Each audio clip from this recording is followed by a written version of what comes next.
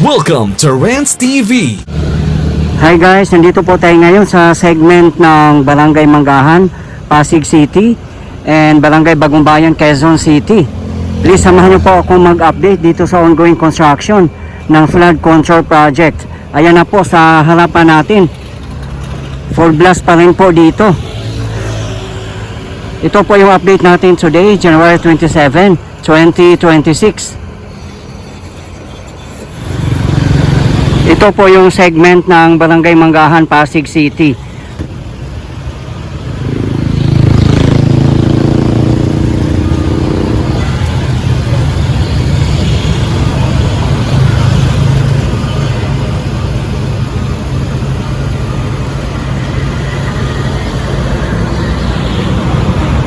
Ayan naman po sa tapat natin ang segment ng Barangay Bagong Bayan, Quezon City.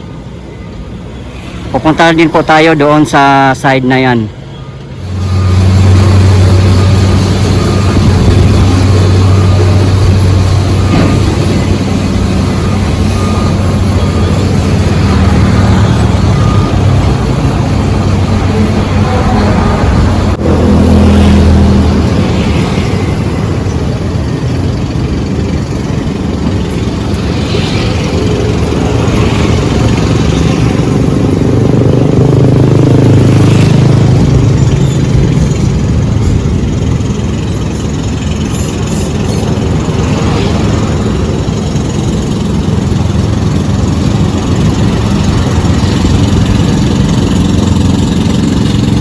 Two weeks ago, nandito po tayo nag-update at ito na po.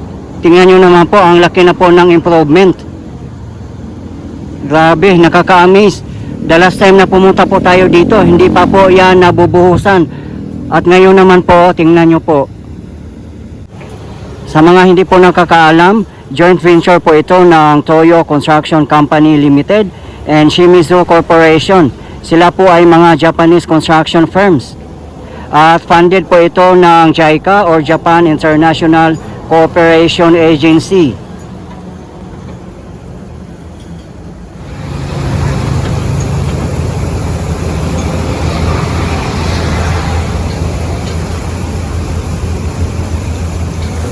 Makikita po talaga natin dito na napakatibay po ang gawa nila, tad-tad po ng mga bakal.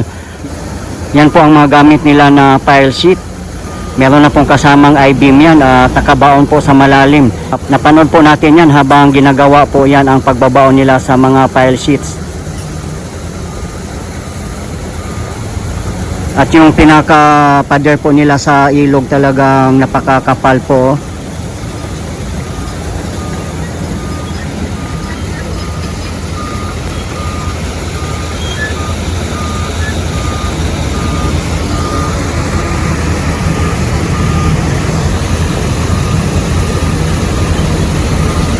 Yung nakikita nyo po, yung sa likod ng pader na nakatayo na po, ay tinatambakan na po nila ng mga lupa at pinapatag. Saka po nila bubuhusan sa bandang ibabaw na po.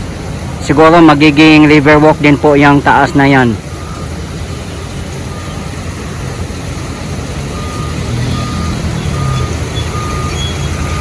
Maambon-ambon po, rain or shine po sila. Nakita nyo naman po natin na napakadami pong mga workers.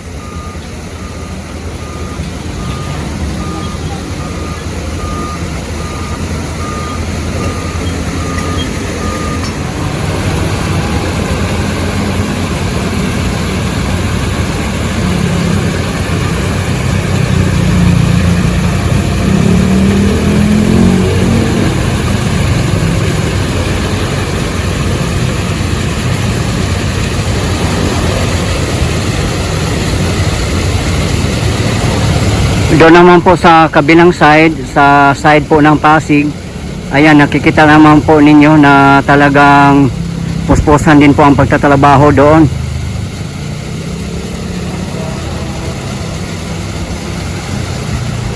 Bago po tayo pumunta dyan guys sa may Circulo Bridge area, pupunta naman po tayo dito sa kabilang side ng F. Manalo Bridge, kung nasaan po tayo ngayon. Ayan po ang F. Manalo Bridge, hindi pa nga ito totally tapos. Ginagamitan pa po nila ng steel sheets as you can see. Dito na po tayo guys sa kabilang side. Ayan, makikita po natin dito na full blast pa rin po ang construction dito.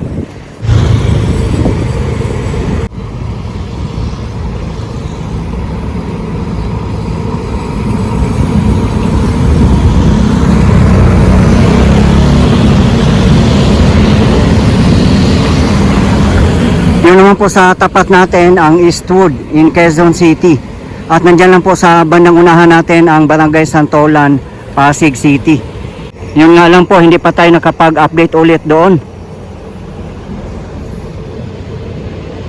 Sa bandang taas lang po natin ang bayan ng Marikina. Meron din po tayong update na sa aking previous video lang po. Kahit dyan sa side ng Quezon City, makikita po natin na maraming nagtatrabaho na rin po. At meron ding backhoe. Nakakatuwa po tingnan guys, no, despite sa mga nangyari dito sa ating bansa sa corruption, patuloy pa rin po ang pagtatrabaho dito.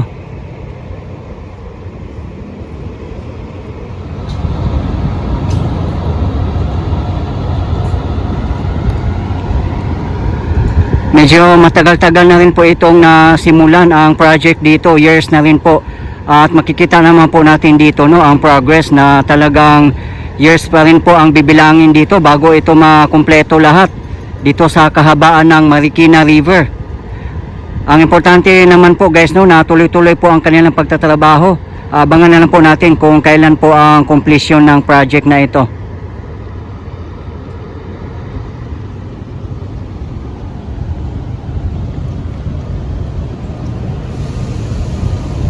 Ang pinaka-source po ng Marikina River ay galing po ito sa kabundukan ng Sierra Madre. Doon po sa bandang taas natin. Madadaanan yung Rodriguez, Rizal, Marikina at dito sa kahabaan ng Pasig. May mga nagsasabi nga din po base sa mga comments ng previous video natin, hindi daw flood control ang solusyon kundi pagdi-dredging. Laliman yung mga ilog natin para lumalim pa siya at lumawak nang sa ganun hindi siya basta-basta umapaw. Dito na area naman yan, makikita po natin dito na tinambakan na po nila. Kasi the last time na nandito po tayo ay hindi pa po ito natatambakan ng lupa dito po sa likod ng mga pile sheets. Ayan o, grabe yung mga bato na nakatambak sa may gilid po. Sobrang daming mga bato, so mas lalo pa po nilang pinapatibay. Siguro gawin din po nila yung river walk yan, yung mga bato na nakikita natin na nakapile. Grabe, lakas na ng ulan guys.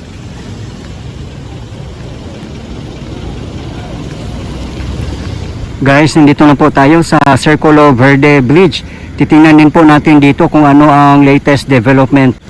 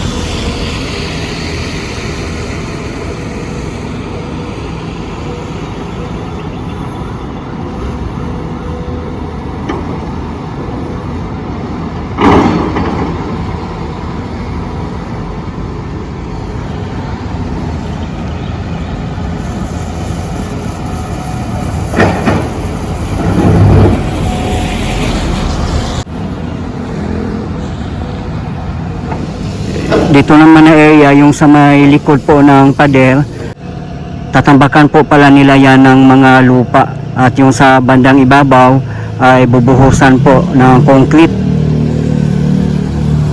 Katulad po doon sa may F Manalo Bridge area na pinuntahan po natin kanina.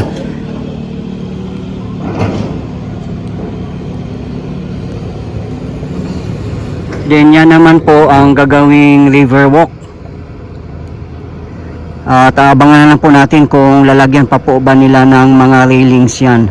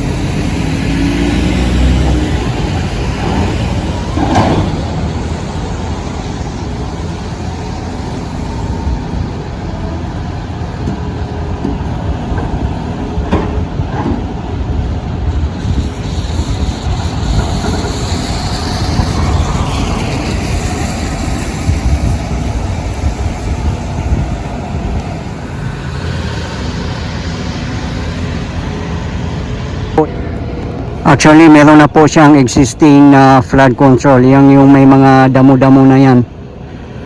So, yung flood control na ginawa ng mga contractors dito ay hanggang dyan lang po sa nakikita natin.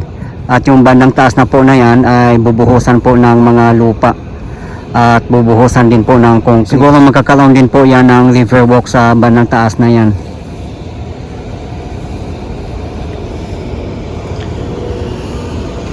Ayan naman po sa kabilang side ay nagdi-dredging po sila. Makikita po natin na mayroong napakalaking barge.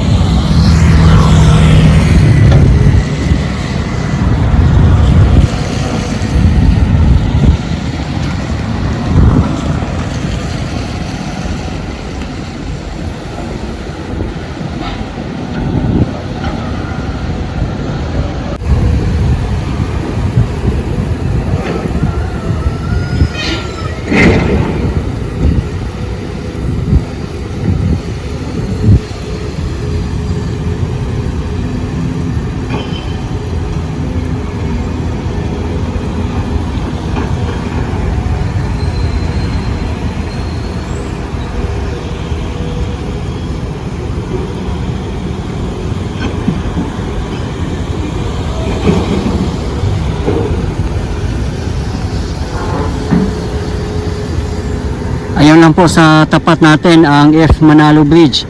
Nandoon po tayo galing kanina.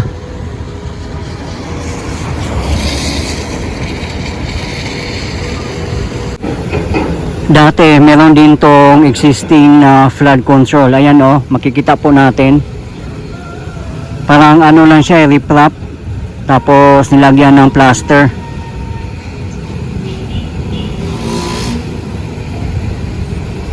Ngayon, pag matatapos na po yung project dito, talagang matibay siya at pang matagalan. Knowing naman po guys, pag mga Japanese contractors, isa po ito sa kanilang mga expertise, yung paggawa ng mga flood control. At yun nga, maraming ang bumilib na mga kababayan natin dahil mga Japanese construction firms ang kinuha ng Pasig City, Marikina City, and Quezon City. Kaya hindi po basta-basta. Kasi sabi nga nila mas mahal ito compare sa mga local contractors. Yun nga dahil sa corruption issue ng DPWH, mas prefer na po ng mga kababayan natin na foreign contractors na lang po ang kukunin. Though mas mahal siya compare sa mga local contractors. Sabi nga po nila naawa din po sila sa mga local contractors kasi nadamay din po yung mga gumagawa ng mabuti.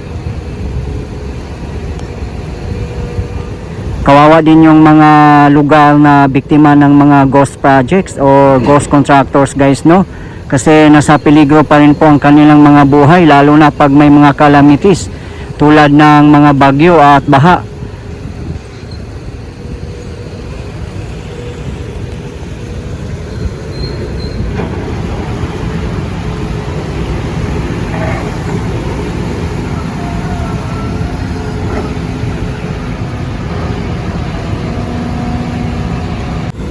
Please abangan nyo po ang iba ko pang mga updates dito sa flood control project sa kahabaan ng Marikina River.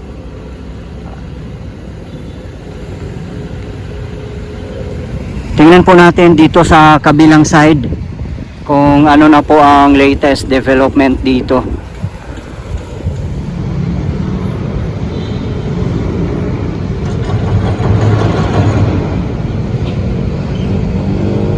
Ayan po ang Manggahan Floodway.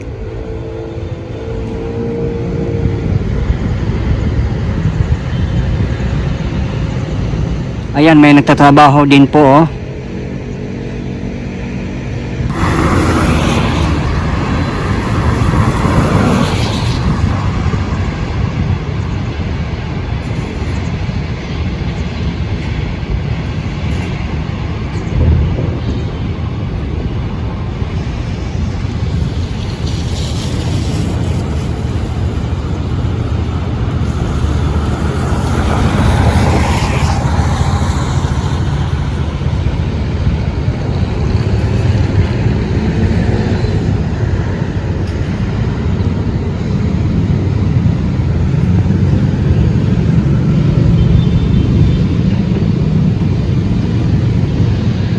Napakaganda ng architectural design ng bridge na ito.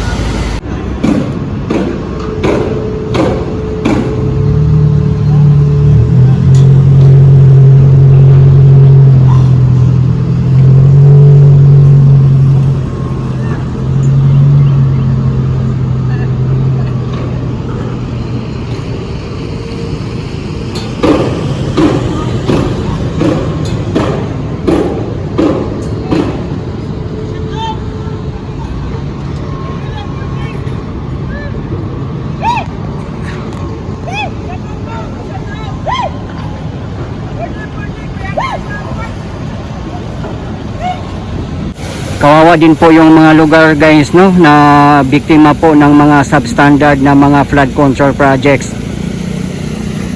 Pero dito sino pa naman po ang magsasabi na hindi siya matibay? Kita nyo naman po.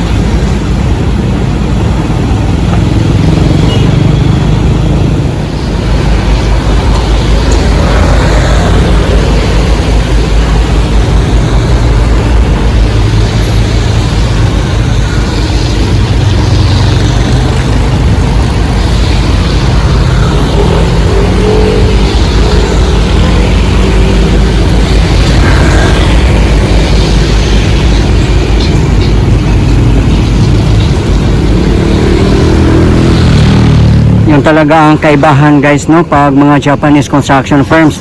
Nakikita naman po natin na kumpleto po sila sa mga equipments and machineries. No doubt po na matitibay po ang mga gawa nila at pangmatagalan at international standard po.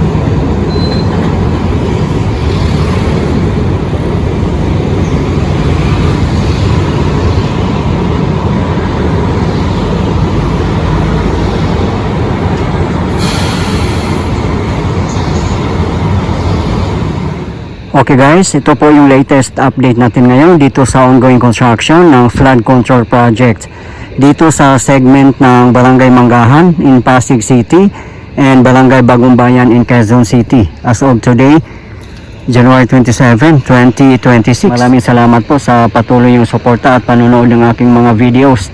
I really appreciate po.